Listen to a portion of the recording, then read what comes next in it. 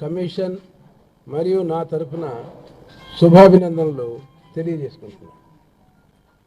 రాజ్యాంగ స్ఫూర్తితో డాక్టర్ అంబేద్కర్ గారి మానస పుత్రికగా ఆవిష్కృతమైందే ఎన్నికల కమిషన్. ప్రపంచంలోనే మెరుగైన వ్యవస్థగా నిష్పక్షపాతంగా పనిచేసే వ్యవస్థ మన సొంతం కావటం మన అందరికీ కూడా సంతోషకరమైన విషయం. ఈ ఒరవడిలో నుంచి, ఈ సంస్కృతిలో నుంచి వచ్చిందే రాష్ట్ర ఎన్నికల సంఘం కూడా. రాజ్యాంగ ఆదేశాల మేరకు స్థానిక సంస్థల ఎన్నికలు సకాలంలో నిర్వహించటం కమిషన్ విధి. ఇప్పటికే అనివార్య కారణాల వల్ల ఆలస్యమైన ఎన్నికలు హైకోర్టు ఆదేశాల మేరకే చేపట్టడం కూడా జరిగింది. దరిమిలా న్యాయ వివాదాలు ఉన్నప్పటికీ మొన్నటి ఉన్నత న్యాయస్థానం తీర్పుతో దాదాపు తెరపడిందిగా భావించాల్సి ఉంటుంది. సుప్రీంకోర్టులో తుది నిర్ణయం ఏదైనా వస్తే దాన్ని తప్పనిసరిగా పాటిస్తాం. రాష్ట్ర ఉన్నత న్యాయస్థానం మొన్నటికి మొన్న ప్రధాన న్యాయమూర్తి నేతృత్వంలో ఇరువైపుల వాదనలు కూడా విని సహేతుకమైన తీర్పునే వెల్లడించింది. ప్రభుత్వం తన వాదనలను బలంగా వెల్లడించింది. ఎన్నికల సంఘం కూడా సహేతుకంగా విస్తృత ప్రజా ప్రయోజనాల దృష్ట్యా మరియు ఉద్యోగ సిబ్బంది ఓటర్ల భద్రతను మదింపు చేసి ఎన్నికలు జరపడానికి సరైన తరుణాన్ని ఎన్నిక చేసింది అనే వాదనని హైకోర్టు విశ్వసించింది. అందుకనే ఈ ఎన్నికలు జరపాలనే ప్రక్రియను ప్రారంభించి ముందుకు వెళ్తున్నాం. కమిషన్కు న్యాయ వ్యవస్థపై పూర్తి నమ్మకం, గౌరవం, విశ్వాసం, విధేయత ఇప్పుడు ఎప్పుడు ఎల్లవేళలా ఉన్నాయి, ఉంటాయి. గతంలో సుప్రీంకోర్టు ఇచ్చిన నిర్ణయాన్ని కూడా కమిషన్ వెనువెంటనే అమలు చేసింది. ఇప్పుడు 4 విడతలుగా జరగనున్న ఈ ఎన్నికలు పూర్తిగా జిల్లా కలెక్టర్లు వాళ్ళ సూచన మేరకు స్థానిక పరిస్థితుల దృష్ట్యా లోకల్ వ్యాక్సినేషన్ ప్రోగ్రాంకి అనుసంధానంగానే కలెక్టర్లు రూపొందించడం జరిగింది. ఈ మొదటి విడత ఎన్నికల్లో విజయనగరం, ప్రకాశం మినహా ఈ 11 జిల్లాల్లోనూ దాదాపు రెవెన్యూ డివిజన్ ప్రాతిపదికగానే ఎన్నికలు జరుగుతాయి. ఎన్నికల సమయాన్ని కూడా ప్రజా అవసరాల దృష్ట్యా గతంలో ఉన్నట్లు 7 గంటల నుంచి 1 గంట వరకు ఉన్న టైంని 6:30 నుంచి 3:30 వరకు పొడిగించడం జరిగింది. 4 గంటలకు ఎన్నికల లెక్కింపు చేపట్టనున్నాం. అందరూ జిల్లా కలెక్టర్లతో రాష్ట్ర ఎన్నికల సంఘం ఈ వరకే సంప్రదింపులు జరిపింది. ఎన్నికల ఏర్పాట్లు అన్నీ కూడా సంతృప్తిగా ఉన్నాయనే ఒక నిర్ణయానికి కమిషన్ వచ్చింది భావిస్తోంది. ఈ నిధులు, సిబ్బంది గురించి జిల్లాలకు ఉన్న కొన్ని సమస్యలు ఏవైతే ఉన్నాయో ఈరోజు మధ్యాహ్నం ప్రతిపాదించిన 3 గంటలకు జరిగే వీడియో కాన్ఫరెన్స్లో పరిష్కరించాలని భావిస్తున్నాం. ఈ కాన్ఫరెన్స్కి CS, DG, principal secretary finance, principal secretary Panchayati Raj, commissioner Panchayati Raj వీళ్ళందరూ కూడా విధిగా హాజరవ్వాలని చెప్పి, మీ సూచనలు తెలియజేయాలని చెప్పి కూడా ఈ సమావేశం ద్వారా కోరాం. పని ఒత్తిళ్లు ఉన్నప్పటికీ కూడా వీరందరూ కూడా వస్తారని మేము భావిస్తున్నాం. ప్రభుత్వ పరంగా తోడ్పాటులో కమిషన్కి మిశ్రమ అనుభవాలు ఉన్నాయి. రాష్ట్ర ప్రధాన కార్యదర్శి, డైరెక్టర్ జనరల్ ఆఫ్ పోలీసు ఇద్దరు కూడా చాలా పరిణితి చెందిన అధికారులు. వారితో నాకు వ్యక్తిగతంగానూ వృత్తిపరంగానూ సత్సంబంధాలు ఉన్నాయి. ఎటువంటి సమస్యనైనా కూడా చర్చలతో పరిష్కరించాలి అనే తత్వం ఎన్నికల కమిషన్కి మొట్టమొదటి నుంచి కూడా ఉందని చెప్పి నేను మనవి చేస్తా ఉన్నాను. కాకపోతే రాష్ట్ర పంచాయతీరాజ్ శాఖ మాత్రం కొంత మెరుగైన పనితీరుని ఇంకా అది కనపరచాల్సిన అవసరం అయితే ఉంది. పంచాయతీ కమిషనర్కి రాష్ట్ర ఎన్నికల అధికారిగా ఒక విస్తృతమైన పాత్ర, ఈ ఏర్పాట్లన్నీ కూడా చేపట్టడం, సమన్వయం చేయాల్సిన బాధ్యత ఉంది. కానీ జిల్లాల వారీగా జరిగిన చర్చలు చూస్తే అపరిష్కృతంగా కొన్ని సమస్యలు ఉండిపోవటం శోచనీయం. ముఖ్యంగా ఎన్నికలు జరిపే ముందు ఏ ఎన్నికల రోల్ ప్రకారం మేము ముందుకు పోతున్నాం అనే దాని మీద స్పష్టత అవసరం. అది లేకుండా ఎన్నికలు అనేవి జరపలేం. కానీ ఈ స్పష్టత ఇవ్వటంలో పంచాయతీరాజ్ కమిషనరు, పంచాయతీరాజ్ సెక్రటరీ పూర్తిగా విఫలమైన నేపథ్యం చాలా బాధాకరం. ఎందుకంటే రాష్ట్ర సమత న్యాయస్థానానికి ప్రభుత్వం తరఫున స్పష్టమైన హామీ ఇచ్చాం. మనం 2021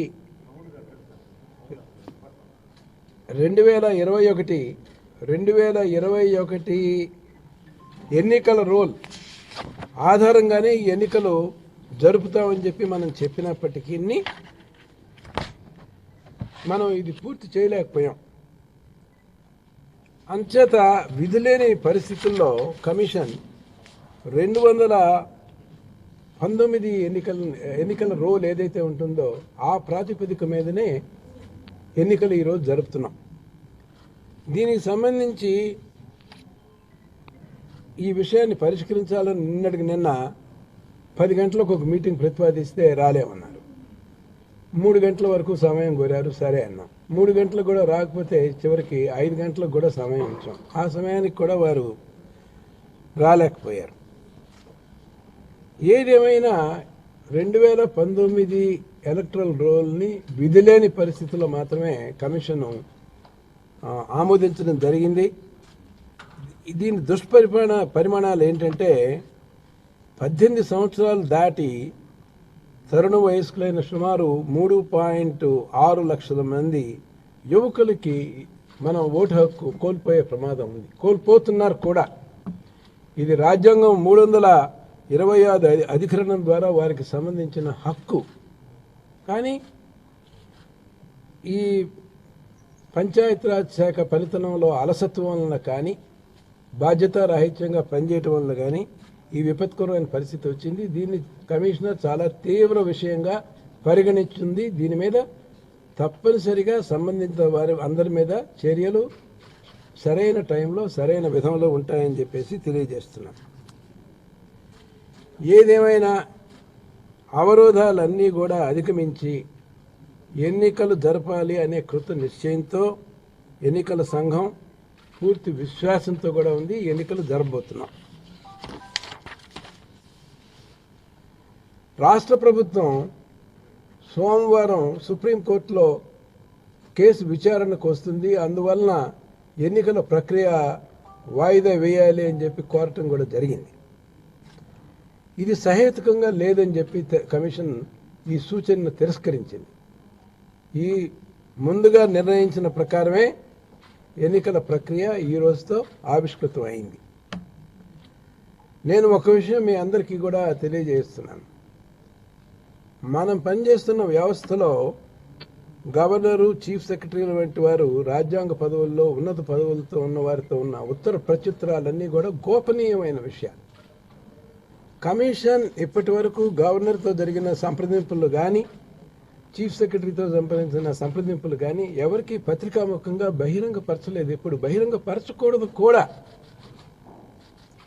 కానీ ఉదాహరణకి చీఫ్ సెక్రటరీ గారి లెటర్ అయితే నాకు చేరటానికి ముందుగా పత్రికాముఖంగా ఛానల్స్లోనూ వీటిల్లోనూ వచ్చింది. కనీసం ఇక మీదటైనా కొన్ని విధి విధానాలు, ఒక మంచి సంస్కృతిని, ఒక నియమాన్ని, గోపనీయతని కూడా మనం పాటించాలి. మనం ఆర్టీఐ యాక్ట్ నుంచి మన కరస్పాండెన్స్ అన్నిటికీ కూడా మనకి ఎగ్జంప్షన్స్ ఉన్నాయి. ఉన్న నేపథ్యంలో మనమే వీటిని అతిక్రమించడం తగదు అని చెప్పి కమిషన్ భావిస్తాం.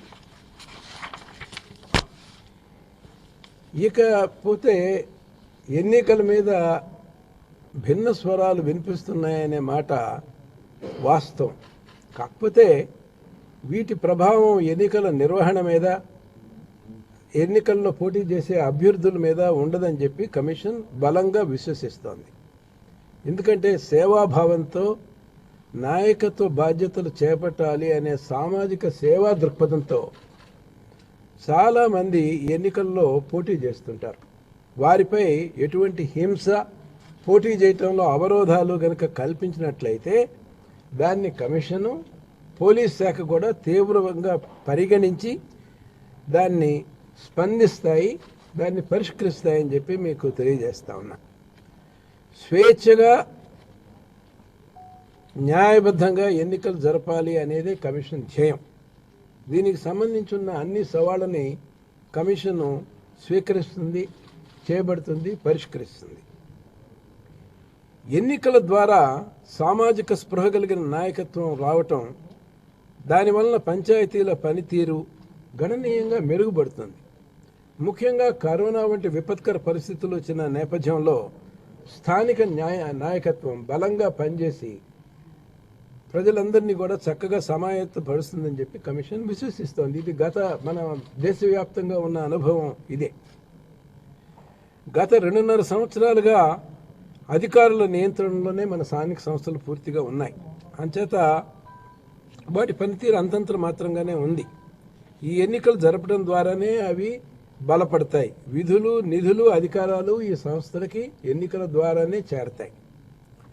ముఖ్యంగా సమాజంలో బడుగు బలహీన వర్గాలు, ప్రత్యేకించి మహిళల అస్తిత్వం ఈ స్థానిక సంస్థల్లో నాయకత్వాన్ని చేపట్టడం ద్వారా బలపడతాయి. అందుకని ఎన్నికలను మనం అందరం కూడా స్వాగతించాలి. ఎన్నికల్లో ముఖ్యంగా అక్రమాలు, ఏకగ్రీవ ఎన్నికల మీద ప్రత్యేకంగా దృష్టి కమిషన్ పెట్టబోతోంది. ఒక ఐజీ స్థాయిలో ఉన్న అధికారిని సహకారంతో కమిషన్ సమన్వయాన్ని మెరుగుపరుచుకుని గతంలో లాగానే అక్రమాలని పూర్తిగా అడ్డుకట్ట వేయాలి అనే ఒక దృఢ సంకల్పంతో ఉంది.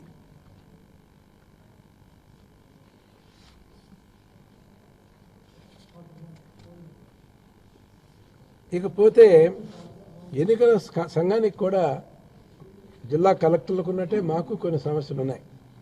మాకు నిధుల గురించి సమస్యలు ఉన్నాయి, మాకు సిబ్బంది కొరత ఉంది. వీటన్నిటినీ పరిష్కరిస్తారని చెప్పి ప్రభుత్వ దృష్టికి తీసుకెళ్ళాం. ప్రభుత్వం పరిష్కరించకపోతే కోర్టు దృష్టికి తీసుకువెళ్ళాం. కోర్టు ఆదేశాల మీదకు పరిష్కరిస్తామనే స్పష్టమైన హామీ కోర్టుకు కూడా ప్రభుత్వం తెలియపరిచింది. కానీ ఈ హామీని అమలుపరచడంలో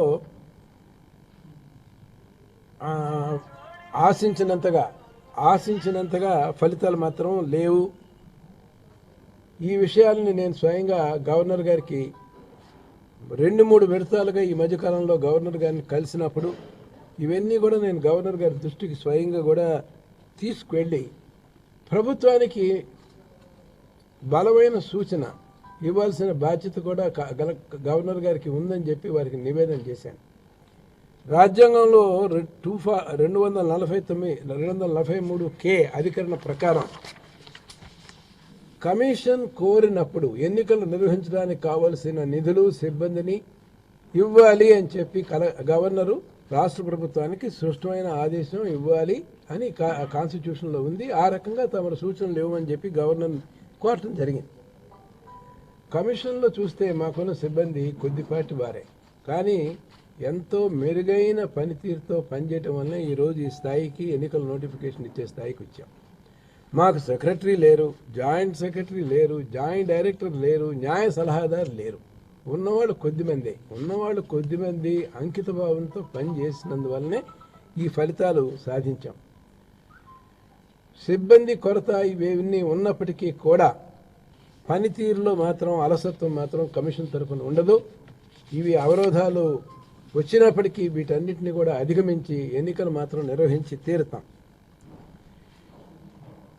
ఈ ఎన్నికలు నిర్వహించడం తప్పనిసరిగా కమిషన్కి ఒక పెను సవాలే.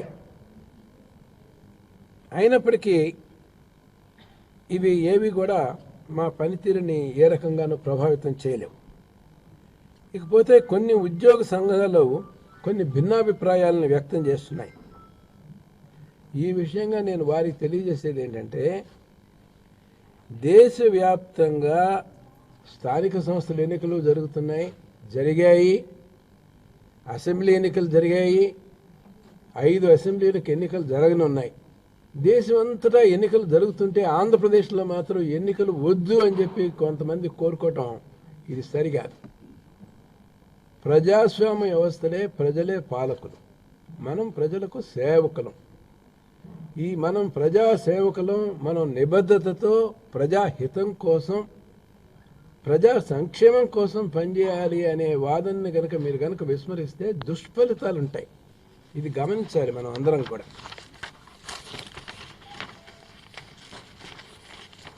నేను ప్రత్యేకంగా మనవి చేసేది ఏంటంటే, ఎన్నికలు జరిపే రాజ్యాంగ బాధ్యత పూర్తిగా ప్రభుత్వం మీదే ఉంది. ఎన్నికల కమిషన్కు ఉండేది వేళ్ల మీద లెక్కబెట్టే సిబ్బంది. ఈ కార్యక్రమాన్ని అంతా నిర్వహించేది రాష్ట్ర ప్రభుత్వ ఆధ్వర్యంలో, రాష్ట్ర ప్రభుత్వ ఆదేశాల మేరకు జిల్లా కలెక్టర్లు నిర్వహించాలి ఉద్యోగుల ద్వారా. రేపు ఈ ఎన్నికల ప్రక్రియ ఎటువంటి అవరోధాలు కానీ, ఎటువంటి ఆటంకాలు కానీ ఎదుర్కొంటే దీని బాధ్యత పూర్తిగా ప్రభుత్వ యంత్రాంగందే. ఈ విషయాన్నే నేను గవర్నర్కి నివేదించక తప్పదు. అంచేత దీని పూర్తి మూల్యాన్ని కూడా ప్రభుత్వ వ్యవస్థ చెల్లించాల్సి వస్తుంది. ఒకవేళ ఎన్నికలు ఉద్దేశపూర్వకంగా జరపకుండా అడ్డుకుని ఏదైనా అటువంటి విఘాతం రాదని నేను విశ్వసిస్తున్నాను. వస్తే మాత్రం దీనికి ఎవరు జవాబుదారు అనే విషయం మీద నేను స్పష్టమైన నివేదిక గవర్నర్కి తెలియపరుస్తాను. పైగా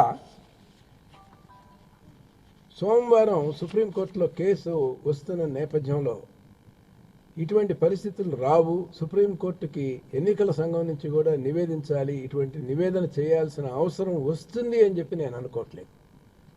అవసరం వస్తే సుప్రీంకోర్టుకి కూడా నివేదించాల్సి వస్తుంది, తప్పదు. ఉన్న పరిస్థితుల్ని నేనేమీ దాచలేను. ఈ పంచాయతీ ఎన్నికలు ఏవైతే జరుగుతున్నాయో 2021లో ఇవి చారిత్రాత్మకమైన పంచాయతీ ఎన్నికలుగా మనం అందరం కూడా భావించాలి. పలు కారణాల చేత ఈవరకే వీటన్నిటికీ ఒక ప్రత్యేకత, ఒక గుర్తింపు వచ్చాయి. ఎన్నికల గురించి క్షేత్రస్థాయిలో ప్రజల్లో, సమాజంలో మంచి ఉత్సుకత ఉంది, ఆసక్తి ఉంది. ఎన్నికల్లో పాల్గొనాలి అనే ఒక దృఢ దీక్షతో, దృక్పథంతో వాళ్ళంతా ఉన్నారు. దీన్ని మనం అందరం కూడా గౌరవించాలి. ఇటువంటి ప్రజల ఆకాంక్షలకి వ్యతిరేకంగా మనం గనక ప్రవర్తిస్తే అది నైతికంగా కూడా కరెక్ట్ కాదు, అది సమర్థనీయం కూడా కానే కాదు. స్థానిక సంస్థలు రాజ్యాంగ ఆకాంక్షల మేరకు ఏర్పడ్డ సంస్థలు, ప్రజల చేతికి అధికారం చెందాలి అనే భావంతో ఏర్పడిన సంస్థలు ఇవి. ఆదర్శమూర్తులైన మహాత్మా గాంధీ, అంబేద్కర్ వారి ఆశయాలకి అనుగుణంగానే ఈ సంస్థలు ఏర్పడ్డాయి, అనుగుణంగానే ఇవి పనిచేయాలి. ఈ జనవరి 25 2 రోజుల్లో నేషనల్ ఓటర్స్ డే జరగనుంది. 3 రోజుల్లో గణతంత్ర దినోత్సవం జరగనుంది. ఈ సమయంలో మనం అందరం కూడా రాజ్యాంగ స్ఫూర్తికి అనుగుణంగా వ్యవహరించాల్సిన బాధ్యత తరుణం. దీన్ని మనం గుర్తించి సంయమనంతో, విజ్ఞానంతో, వివేకంతో మనం వ్యవహరించాల్సిన అవసరం ఉంది. ఇటువంటి పరిపక్వత ఇది కనుక లోపిస్తే అది చాలా బాధాకరమైన విషయం. అయితే ఈ సమస్యలు నేను ఎప్పటికప్పుడు గవర్నర్ గారి దృష్టికి తీసుకెళ్ళటం ద్వారా, అవసరమైతే న్యాయ వ్యవస్థకి దృష్టికి తీసుకెళ్ళటం ద్వారా పరిష్కారాలు కనుక్కొని ఉన్న సవాళ్ళని అధిగమించి రాజ్యాంగ స్ఫూర్తిని అమలు చేయాలి అనే దృఢ నిశ్చయానికి పూర్తిగా కట్టుబడి ఉన్నాను. ఇది నా వ్యక్తిగత నిర్ణయం అయితే కానే కాదు. కేవలం నాకున్న రాజ్యాంగ బాధ్యతల్ని నేను నెరవేర్తించడానికి మాత్రమే అనుగుణంగానే వ్యవహరిస్తున్నాను. ఇంతకు ముందు కూడా అలాగే వ్యవహరించాను, ఇక ముందు కూడా అలాగే చేస్తాను. నేను ఇది అందుచేతే ఎన్నికలు నిరవధికంగా కానీ, పాక్షికంగా కానీ వాయిదా వేయాలనే వాదనలో హేతుబద్ధత కనపడినందువల్లనే తిరస్కరించాను తప్పితే వేరే కారణాల వల్ల కానే కాదు. మాకు న్యాయ వ్యవస్థ, ముఖ్యంగా మాన్య గవర్నర్ గారి దగ్గర నుంచి పూర్తి తోడ్పాటు లభిస్తుంది అనే భావంతో ఈ ఎన్నికల కార్యక్రమాన్ని విజయవంతం చేయాలని చెప్పేసి అనుకుంటున్నాం. జిల్లా కలెక్టర్లందరి దగ్గర నుంచి కూడా పూర్తి సహకారం ఉంది. రాష్ట్ర ప్రభుత్వ సహకారం కూడా ఉంటుంది. ఏదైనా సమస్యలు కనుక వస్తే తగు విధంగా తగిన వ్యవస్థల్ని ప్రభావితం చేయటం ద్వారా ఇవి పరిష్కరించుకోవడం జరుగుతుంది. మన నోటిఫికేషన్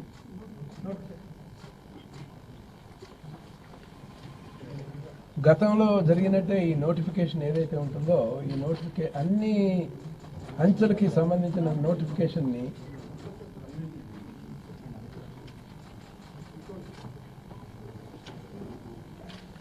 ఈరోజు ఆవిష్కరిస్తున్నాం. మీ అందరికీ కూడా కాపీలు అందజేస్తాం. మీ అందరికీ కూడా ఈ కాపీలు అందజేస్తాం. మీ అందరికీ ఈ కాపీలు కూడా అందజేస్తాం.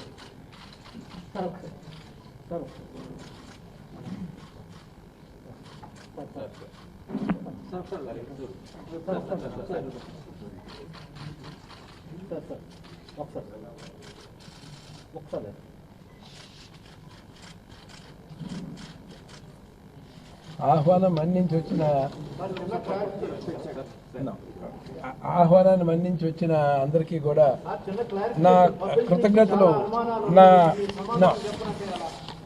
కృతజ్ఞతలు తెలియజేస్తా ఉన్నాను. దయచేసి డిస్టర్బెన్స్ క్రియేట్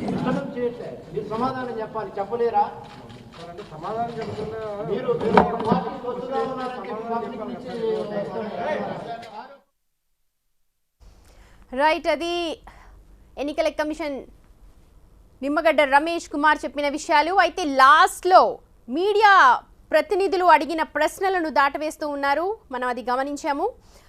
క్షుణ్ణంగా ఆయన చెప్పిన వివరాలను కనుక మనం చూస్తే మొత్తం 4 విడతల్లో ఎన్నికలు నిర్వహించడానికి సిద్ధంగా ఉంది ఎన్నికల కమిషన్. సమయాన్ని కూడా 6:30 నుంచి 3:30 గంటల వరకు చేశారు. అలాగే 2021 ప్రాతిపదికన ఎన్నికలు నిర్వహించాలనుకున్నప్పటికీ కూడా విధిలేని పరిస్థితిలో 2019 ఎలక్టోరల్నే ఇప్పుడు పాటిస్తున్నామని చెప్పి కూడా ఆయన వివరించారు. ఇక ప్రభుత్వం నుంచి కూడా మిశ్రమ అనుభవాలు ఎదురయ్యాయని ఆయన క్లియర్ కట్గా చెప్తూ ఉన్నారు. పంచాయతీరాజ్ శాఖపై ఆయన కాస్త అసంతృప్తి వ్యక్తం చేశారు. కాస్త చురకలు కూడా అంటించారు. మెరుగైన పనితీరు కనబరాల్సిన అవసరం అక్కడ కనిపించింది ఆయన మాట్లాడారు రమేష్ కుమార్. ఇక దేశవ్యాప్తంగా ఎన్నికలు జరుగుతూ ఉన్నాయి, అన్ని రకాల ఎన్నికలు జరుగుతున్నాయి. ఏపీలో ఎందుకు నిర్వహించకూడదో దీనికి సంబంధించిన పూర్తి నివేదికని కూడా గవర్నర్కి సమర్పించారు. అలాగే ఎప్పటికప్పుడు న్యాయ సలహాలు తీసుకుంటున్నారు. న్యాయ సలహాల ప్రకారమే తాను ముందుకు వెళ్తున్నట్టు కూడా క్లియర్గా చెప్పారు. ఇక్కడ వ్యక్తిగతంగా ఎలాంటి నిర్ణయం తీసుకోలేదు. రాజ్యాంగ ప్రకారం తనకు ఇచ్చిన అధికారాలను మాత్రమే తనను ఇక్కడ వాడుకుంటున్నానని, ఎలాంటి పర్సనల్ లిటిగేషన్స్ కానీ పర్సనల్ ఫీలింగ్స్ కానీ లేవని ఆయన చాలా క్లియర్ కట్గా చెప్తూ ఉన్నారు.